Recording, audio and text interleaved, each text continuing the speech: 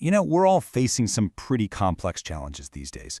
But what if the sharpest tools to solve them weren't some new age tech, but were actually ancient? Well, today, that's what we're doing. We're building a philosophical toolkit. 10 keys from some of history's absolute greatest minds, all designed to unlock success right here, right now. So just take a second and really look at this question. What if the answer to that big career move you're wrestling with, or that project that feels completely stuck in the mud, isn't in another self-help book, but in wisdom that's been battle-tested for thousands of years? Let's dive in and find out. First up, action and ambition. Look, this section is for anyone out there who has a brilliant idea but, finds themselves kind of frozen at the starting line. These are the tools to smash through that inertia and make that first crucial move. And our very first tool comes from the Stoic philosopher Sénèque. He says, "It is not because things are difficult that we do not dare. It is because we do not dare that they are difficult." Just think about that for a moment. He's completely flipping the script on fear. The problem isn't the size of the mountain, it's our own hesitation to even take the first step. And this really shows you what Seneca's talking about. On one side, you have how we see the task, this big, tangled, impossible thing. But the reality is, the only thing stopping us is making that leap from just thinking to actually doing. Our own hesitation is the real obstacle. So, okay, if daring is the key, what's the payoff? Well, the Roman poet Virgil gave us the answer centuries ago. Fortune favors the bold. And this tells us something really important. Daring isn't just about conquering some internal fear. It's a strategic move. It's like you're actively inviting opportunity and, even a bit of luck into your life. Of course, being bold means you might fall. You probably will. So does that mean it's not worth it? No way. Socrates gives us the exact mindset we need for this. The fall is not a failure. Failure is to stay where you have fallen. He's making it crystal clear.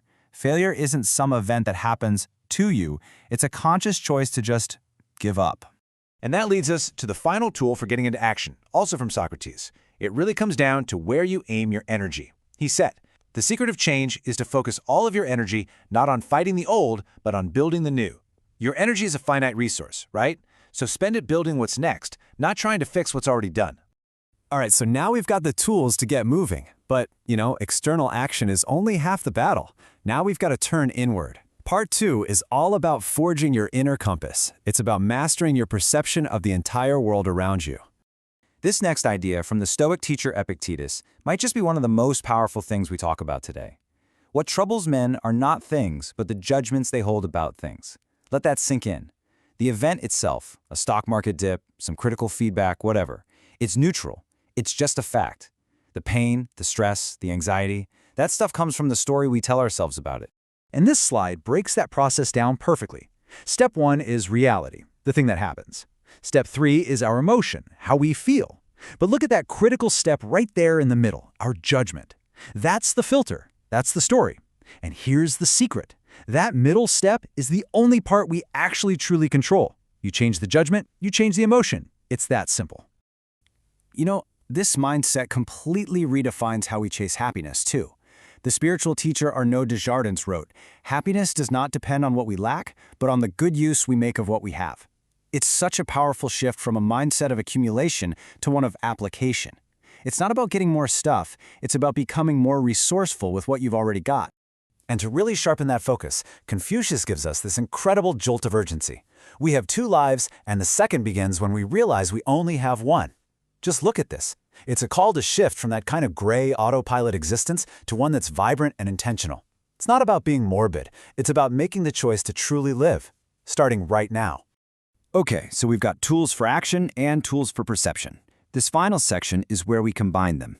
This is all about building tangible value in the world by developing your unique personal advantage. And who better to kick off a conversation about uniqueness than Oscar Wilde? With that wit he's so famous for, he gives us our foundation. Be yourself. Everyone else is already taken. Now let's translate that brilliant quip into modern strategic language. It's simple. Your authenticity is your strategic advantage. In a world this crowded, trying to be a cheap copy of someone else is just a losing game.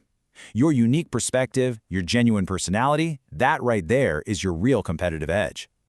But how do you amplify that authentic advantage? Well, the French writer Sacha Guitry points to the unique power of knowledge.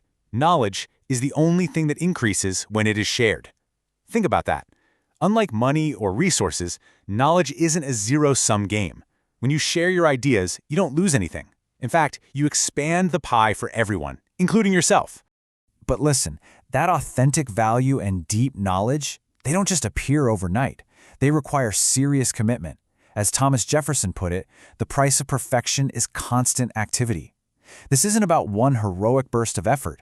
It's about the daily, consistent, sometimes boring practice of just getting a little bit better. So there you have it, a powerful philosophical toolkit. But just like any set of tools, they're pretty much useless if they just sit in the box collecting dust. So now, let's talk about putting them to work. Here's your action plan.